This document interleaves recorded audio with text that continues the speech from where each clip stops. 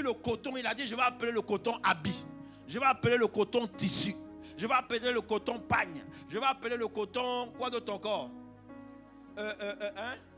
Chemise. Hein? Il a vu, comment on appelle ça?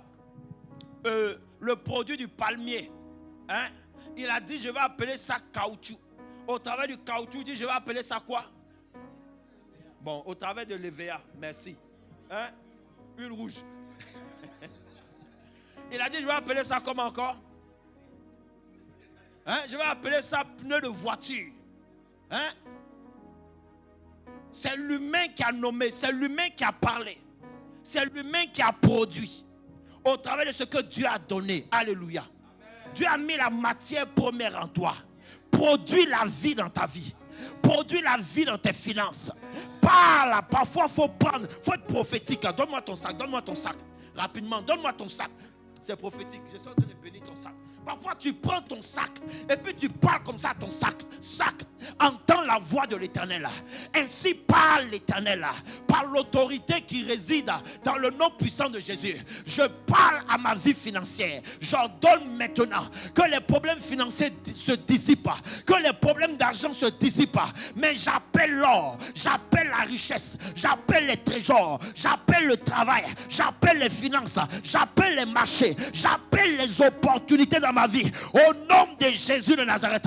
Parce que tu as la vie en toi, tu dois proclamer dans ta vie. Parce que tu as la vie en toi, tu dois proclamer dans chaque aspect de ta vie. Parce que tu n'es pas n'importe qui, tu as la parole en toi, tu as la vie en toi, tu as la nature de Dieu en toi. Tu es un petit Dieu, tu es un Dieu avec un petit D, et en toi il y a la vie.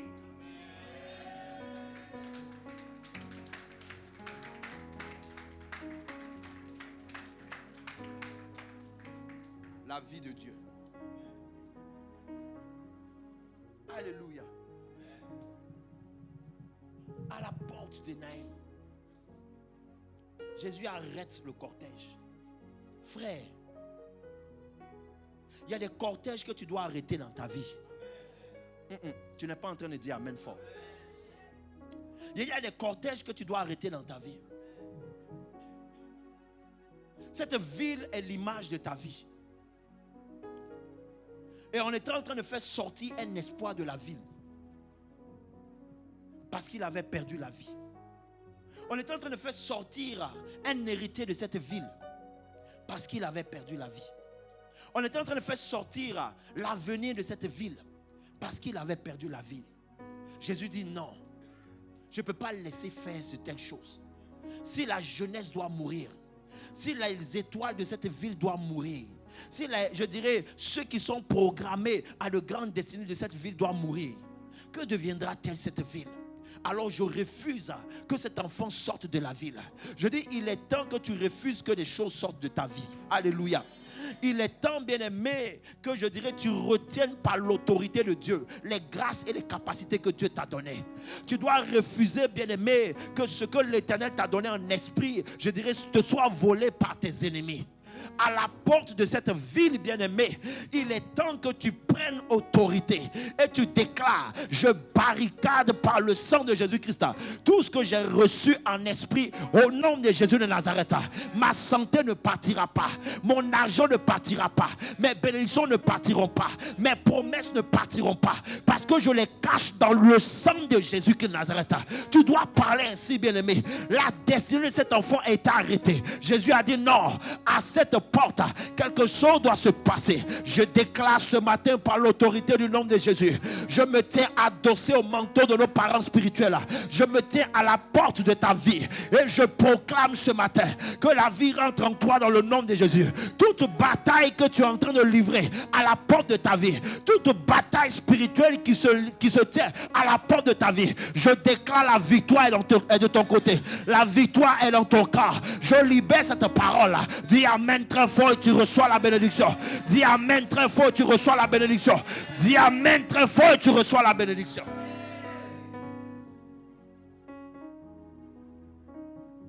À la porte de cette ville, une transaction spirituelle est en train de s'effectuer.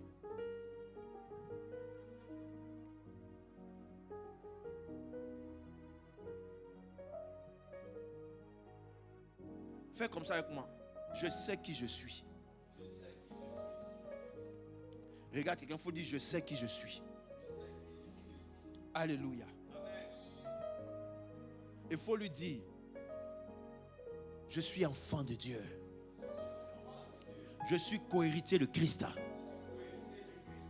Alléluia. Ça veut dire de la même manière que Christ est couronné. Je termine ma phrase. De la même manière que Christ est couronné. Ça veut dire moi aussi je suis. Ah.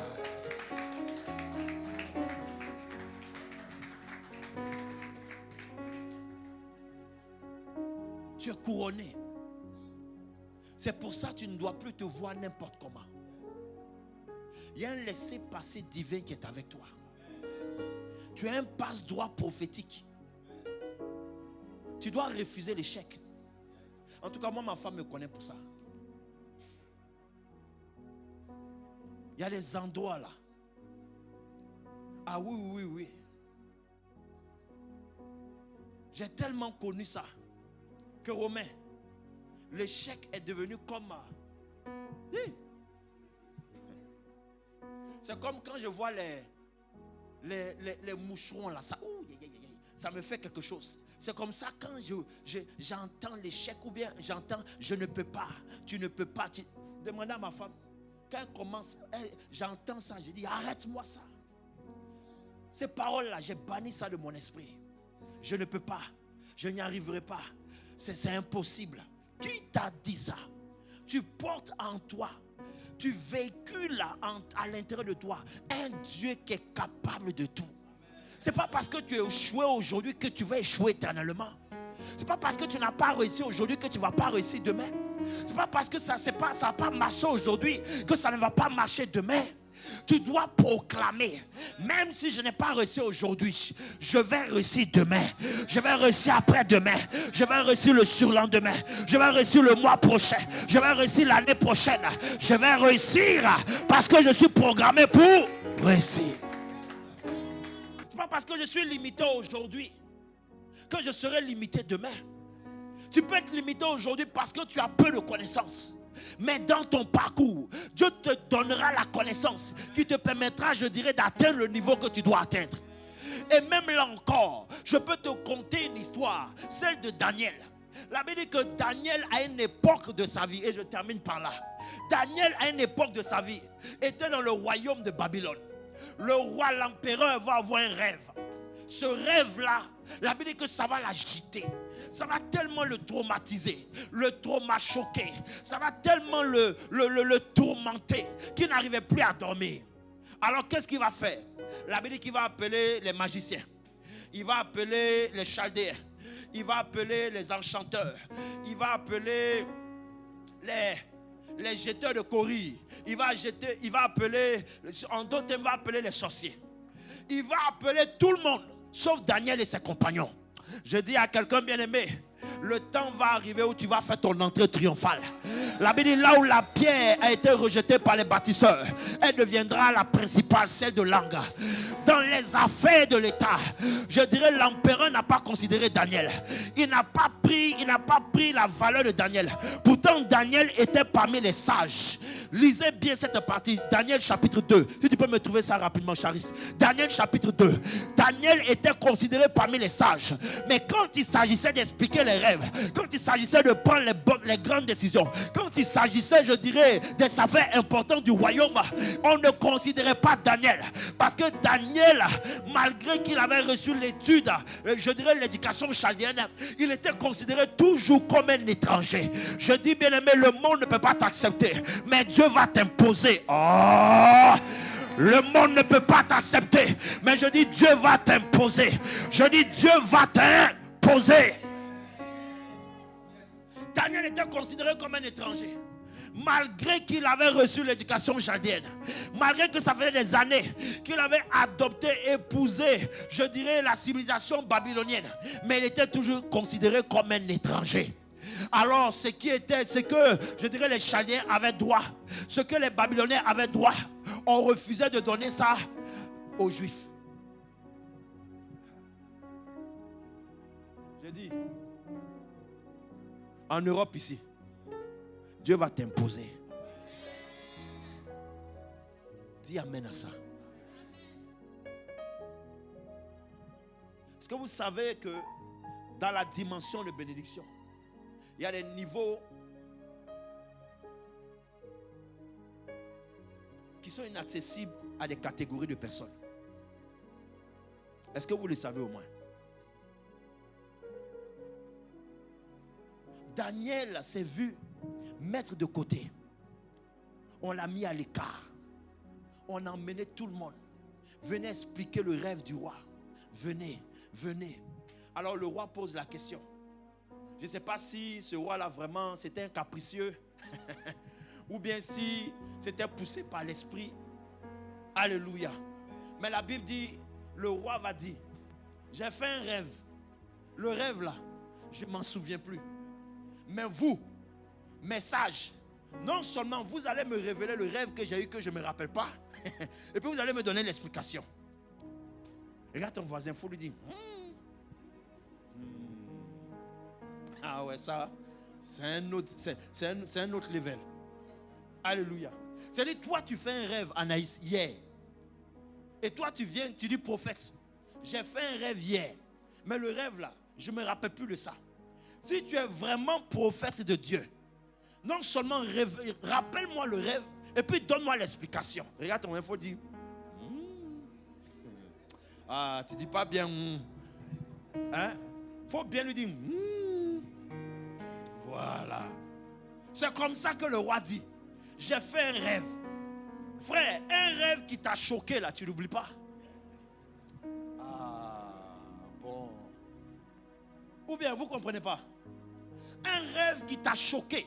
On dit un rêve, le rêve l'a agité. C'est-à-dire quand il s'est levé là, le rêve l'a agité. C'est-à-dire il a su que le rêve là voulait dire quelque chose. Son esprit n'était pas tranquille. Ça veut dire quand tu fais de tels rêves, tu n'oublies pas.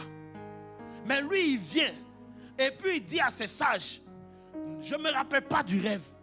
Expliquez-moi, rappelez-moi mon rêve et puis donnez-moi l'explication. Charis, ça si ce n'est pas un sorcier qui est en train de parler comme ça peut être qui? Ça veut dire qu'il s'est levé avec la volonté de tuer tout le monde.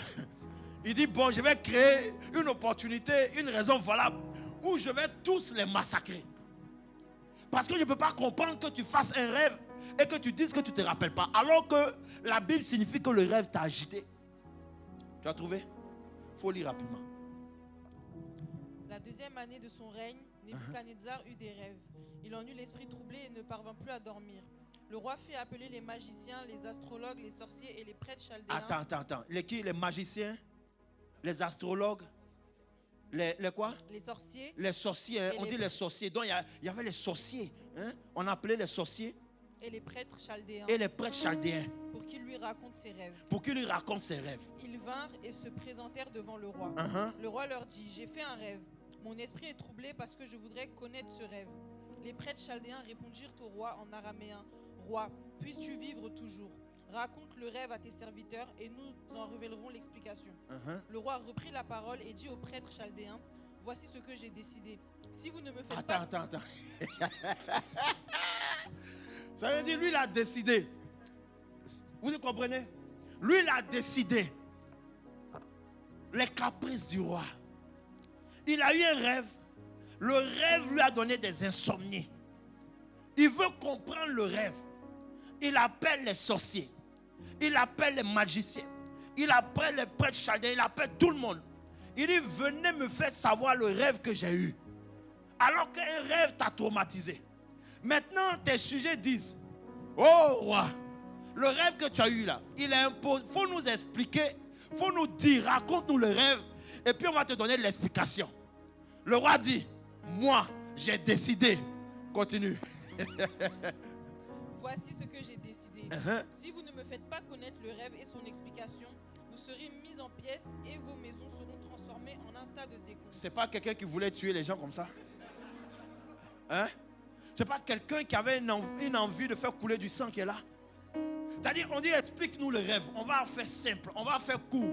Donne-nous l'explication, donne-nous le rêve. Et puis nous, dans notre, je dirais, nature de sorcier, nature comment on appelle, d'homme spirituel, on va te donner l'explication. Tu dis non, tu veux compliquer la chose. Tu dis, moi j'ai décidé que le rêve là, je ne vous donne pas.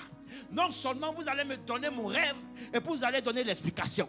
Si vous ne donnez pas, le sang va couler. Alléluia. Ensuite. En revanche, si vous me révélez le rêve et son explication, vous recevrez de ma part des cadeaux, des récompenses et de grands honneurs. C'est pourquoi, révélez-moi le rêve et son explication. Ils répondirent pour la deuxième fois que le roi raconte le rêve à ses serviteurs et nous en révélerons l'explication. Amen. Malgré les menaces du roi, ils disent, roi, ce que tu nous demandes là, on ne peut pas faire. Donne-nous les rêves. Nous, c'est comme ça on travaille. Tu me donnes ton rêve et puis je t'explique. Ce que tu me dis là, je ne peux pas faire. Le roi reprit la parole et dit, je m'aperçois en vérité que vous cherchez à gagner du temps parce que vous voyez que ma décision est prise. Mais attends. Ce roi-là, vraiment, on dirait ce jour-là, il s'était levé.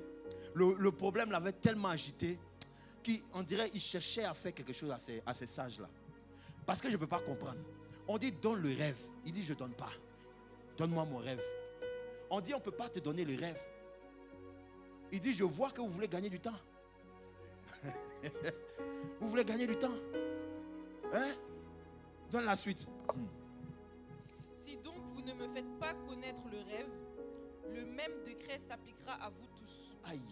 Vous vous êtes concertés pour me débiter des mensonges et des faussetés en attendant que les circonstances... Donc il a mis tout le monde dans le panier. Hein? Qui lui avait répondu? C'était les prêtres chaldéens, non?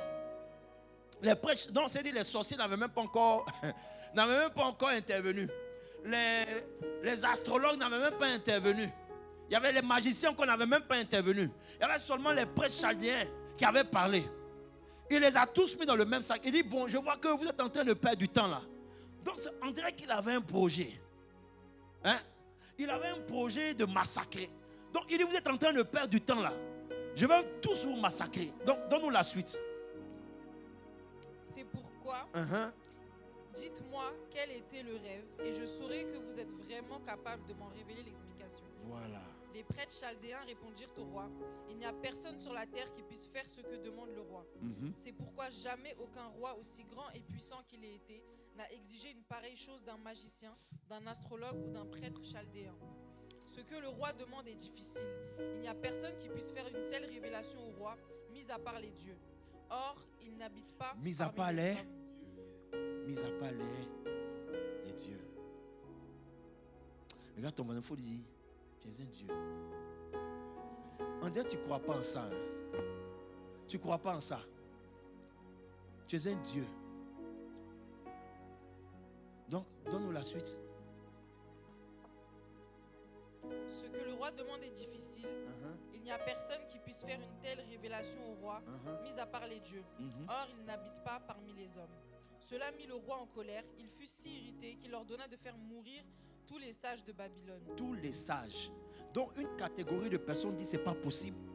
Lui, il a mis tout le monde dans le même panier. Tous les sages doivent être exécutés. Termine maintenant la lecture. Le décret ordonnant la mise à mort des sages fut proclamé et l'on recherchait aussi Daniel et ses compagnons pour les exécuter. Mais attends, Daniel a quoi à voir dedans? Daniel n'a pas été convoqué? Ou bien, on n'a pas convoqué Daniel? On n'a pas convoqué ses compagnons? On a dit on convoque les sages. Donc Daniel est un sage. Mais dans cette, comment on appelle ça? Dans cette assemblée générale exceptionnelle convoquée par l'empereur, on n'a pas appelé Daniel et ses amis. On ne l'a pas impliqué. On a appelé ceux qu'on pensait qu'ils étaient capables de faire. Frère, je dis, tu ne sais même pas. Les gens te négligent. Les gens te méprisent. Les gens n'imaginent même pas ce qui est capable de sortir de toi. C'est pour ça que quand ils font leur projet, ils ne te calculent pas. Ils te mettent à côté, ils te mettent en marge. Je viens te dire, bien-aimé, quand c'est comme ça, ne pleure pas. Ne te lamente pas. Ne cherche même pas à te justifier ou à démontrer à qui que ce soit qui tu es. Parce qu'en réalité, ce que tu es divin et ils ne l'imaginent même pas. Mais ils vont le découvrir. Quelqu'un peut dire Amen. Alors on cherche à faire mourir Daniel. On dit, appelez Daniel et ses compagnons. La Bible dit, Daniel arrive. Là où les autres ont échoué, voici maintenant, je dirais, ce qu'on a dit, il n'y a que les dieux qui peuvent révéler. Daniel arrive et puis il dit à l'empereur, ô empereur, ton rêve, laisse-moi le temps d'aller prier. Parce que Daniel savait qui était en lui. Daniel pouvait venir dire au roi aussi, humainement parlant, oui, bien-aimé. Si je te regarde, Anaïs, je peux te dire, humainement parlant, c'est impossible pour moi, en tant qu'à l'état civil, Konaté, Amadou, Lamine, de t'expliquer, de te révéler ton rêve que tu as eu hier.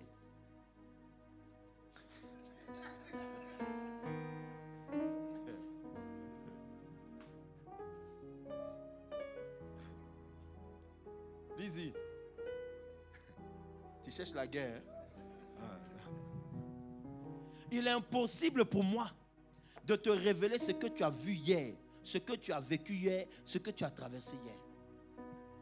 Mais dans la dimension de fils du royaume, de serviteur de Dieu, de prophète, Konaté, Amadou, Lamine, je peux te révéler ce que tu as vu hier.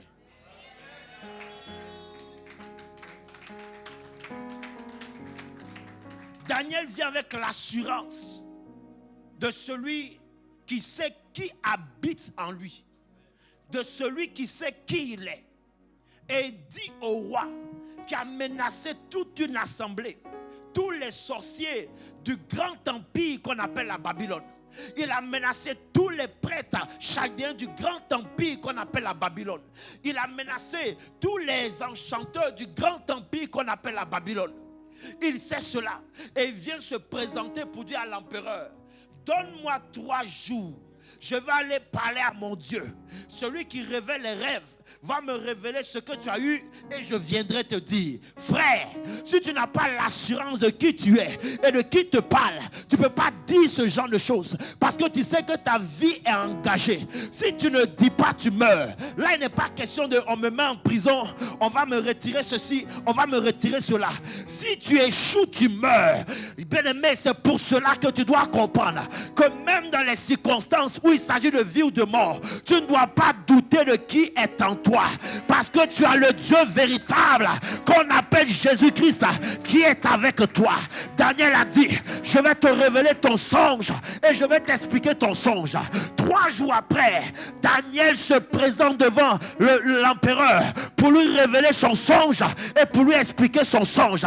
Je dis à quelqu'un, le temps arrive, bien-aimé, où c'est par toi que la vérité va sortir. C'est par toi que les révélations vont arriver. C'est par toi que les grâces vont sortir. C'est par toi et c'est par toi. Toi que les gens ont méprisé. Toi que les gens ont rejeté. Toi que les gens n'ont pas calculé. Toi ceux qui les gens n'ont pas compté. Toi que les gens à qui pardon, les gens ont tourné le dos. Je dis c'est par toi. C'est par toi. C'est par toi. C'est par toi. C'est par toi que viendra la vie. C'est par toi que viendra la solution. Comme Joseph, il était en prison. Le pharaon cherchait la réponse à un rêve. Il a convoqué également tous ses sages, mais personne n'a pu lui donner la révélation. La Bible dit qu'on s'est rappelé de Joseph. Joseph était en prison. Il avait un don, mais le don, les gens ont méprisé. Parce que les gens ont vu ce don-là comme un don seulement qu'on doit utiliser dans la galère. On a vu Joseph comme le prophète de la galère. Je ne suis pas le prophète de la galère. Je refuse ça dans le nom de Jésus. Le prophète que tu viens voir quand ça ne va pas. Que quand ça ne va pas. Maintenant, quand ça commence à aller là, il y a un autre type de prophète maintenant que tu vas aller voir. Je refuse ça dans le nom de Jésus. Je refuse ça pour mes parents spirituels dans le nom de Jésus. Alléluia. On marche ensemble jusqu'à la gare. Dis amen à ça. Alléluia. Dans les chansons a vu Joseph comme le prophète de sa galère. Quand il était en prison, c'est Joseph qui lui a révélé ce qu'il allait devenir. Mais quand il est sorti de là, il a oublié. Il était dans l'opulence, il était dans, je dirais, dans toutes ses fonctions. Mais Dieu a créé une circonstance où lui-même s'est senti menacé. Parce que Pharaon, à cette époque aussi, était en train de dire: je veux avoir l'explication de mon rêve. Ils ont tourné dans tout le royaume. Aucune personne pour donner l'explication, sauf à Joseph. Je dis, le temps arrive où tes capacités vont être utiles. Le temps arrive maintenant où ce qui est en toi, je dirais, va être important.